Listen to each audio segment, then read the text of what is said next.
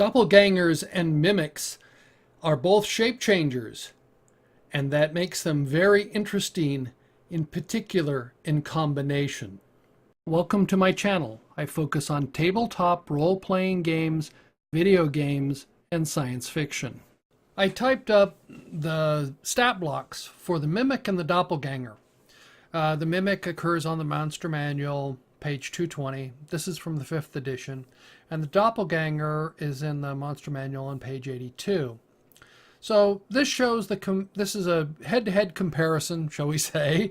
Mimics don't really have heads or whatever, but it's a comparison of their stats. The Mimic is got an armor class of 12, and the Doppelganger has an armor class of 14, making the Doppelganger a little bit harder to hit.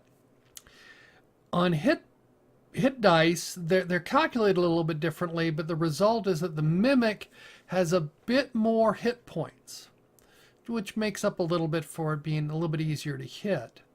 Now, the Doppelganger is obviously much faster at movement than the Mimic is. The Mimic is basically half speed of what most characters can move 30. It can only move 15. And then we do the comparison. The Mimic is stronger. The Doppelganger is more has got more dexterity. They've got similar constitutions between a 15 versus a 14. The Doppelganger is obviously average intelligence, and the Mimic is only an intelligence of 5. But what's strange is the Mimic has higher wisdom. The Doppelganger, because it's more humanoid looking, I guess, would have the higher charisma.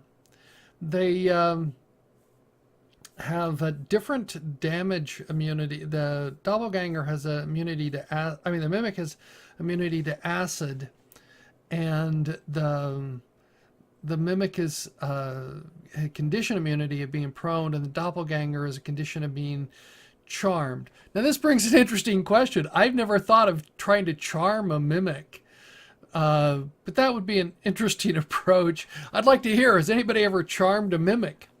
So then you've got, they've got similar dark vision and similar perception, which is there. The Mimic, because it has such a low intelligence, doesn't know common. The thing that I find a little odd is that the Doppelganger has a higher challenge level and challenge points than the Mimic, because the Mimic has higher hit points and, in theory, higher hit dice. So it's a little bit strange, but that's okay. You just have to take it as it goes. But it's the Doppelganger is there, but they both have this shape-changing ability. So this brings some interesting questions of what do they share a common heritage or a common creation? Because they are in many ways very similar. The one is integrates into society and can be sort of the perfect spy, where the Mimic can integrate into society too. It can be inside, and it can function as whatever. If it had a higher intelligence, if a Mimic had a higher intelligence, you could argue it's a form of Doppelganger, because it could just handle, you put it as a table. You think about it, you want the perfect spy, and you know where the conference is going to be held. So you sneak in and you get the table out and you replace it with a Mimic.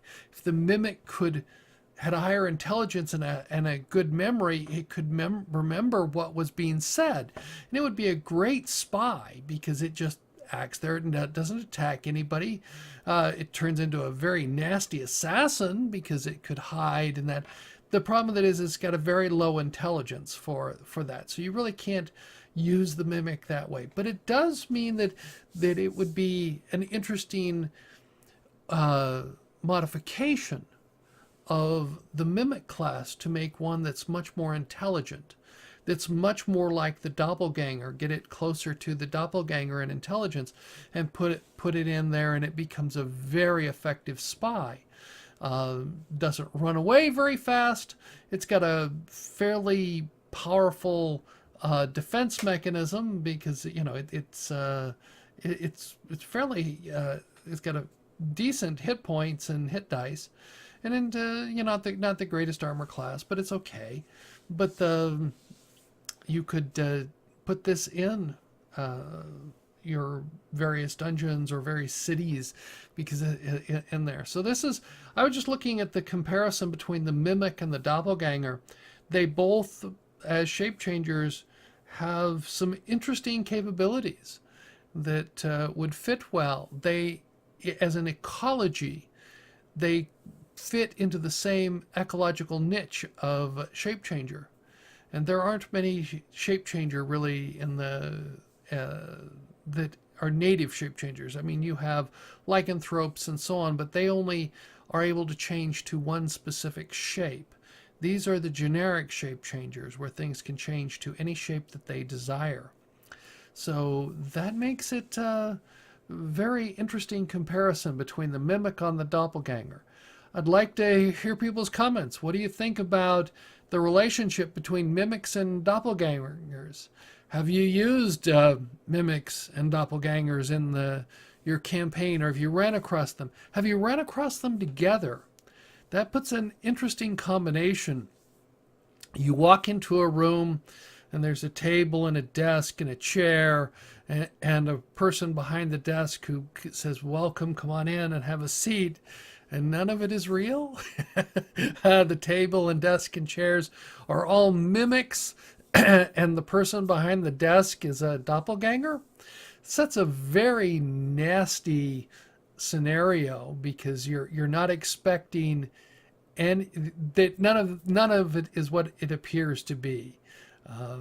Now, if you wanted to get into like lurkers and trappers where they hide in the ceiling, the floor, those could be, that could even get even worse. So thank you for watching my video. I look forward to learning what you think about this video. Let me know in the comments below. If you like the video, press the thumbs up button. You can subscribe by clicking the link in the lower left. If you are interested, there are links to more content.